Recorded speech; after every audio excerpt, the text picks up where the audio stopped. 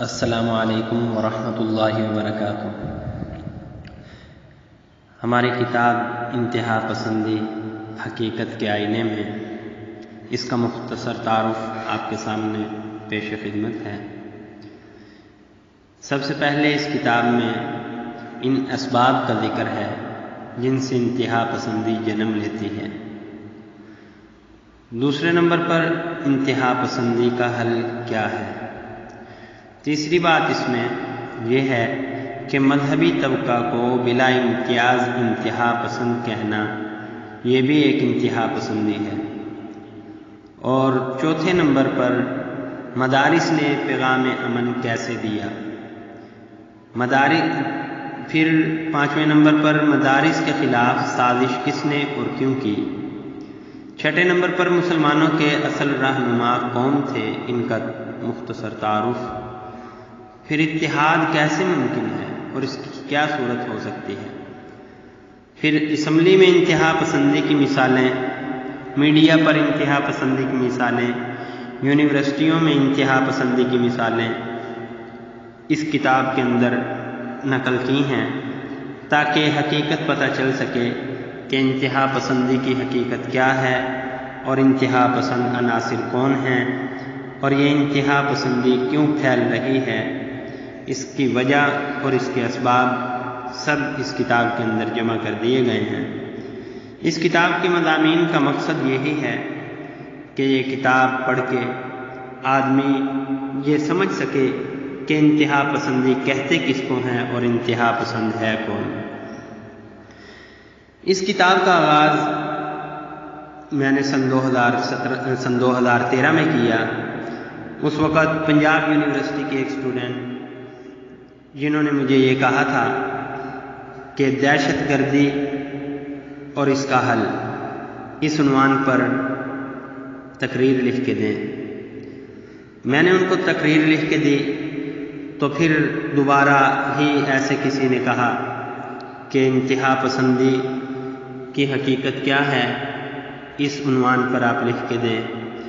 تو میں نے لکھ کے دیا۔ اس کے علاوہ کچھ پرانے مضامین تھے جو سہیوال ضلع سرگودا جامعہ حقانیہ میں پڑھتے ہوئے میں نے وہاں کے ایک لوکل اخبار میں لکھے تھے۔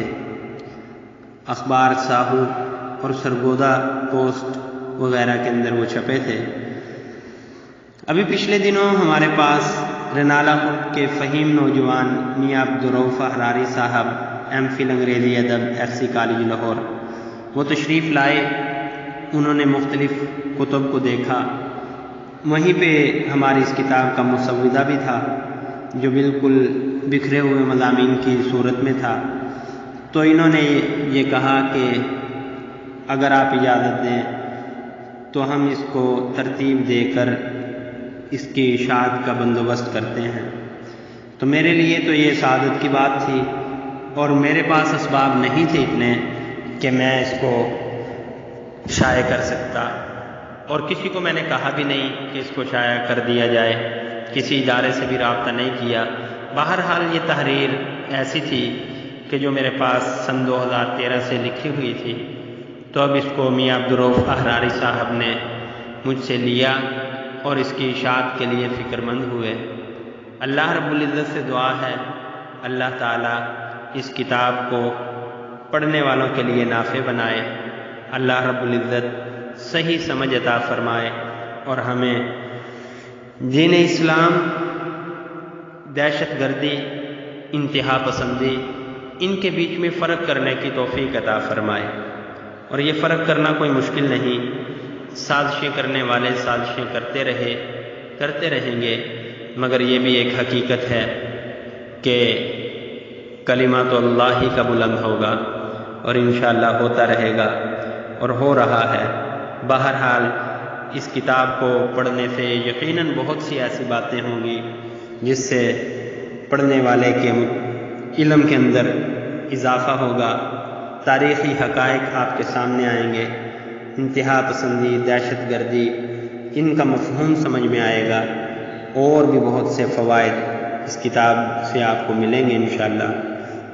بہت جلد یہ اشاعت کے آخری مراحل میں پہنچ رہی ہے اور شائع ہو جائے گی انشاءاللہ۔ آپ احباب سے دعاؤں کی درخواست ہے کہ آپ اس کتاب کی اشاعت اور اس کے نفع عام کے لیے دعا کرتے رہیں۔ السلام علیکم۔ محمد آصف امبالوی، جامعہ صیانت العلوم، لاہور۔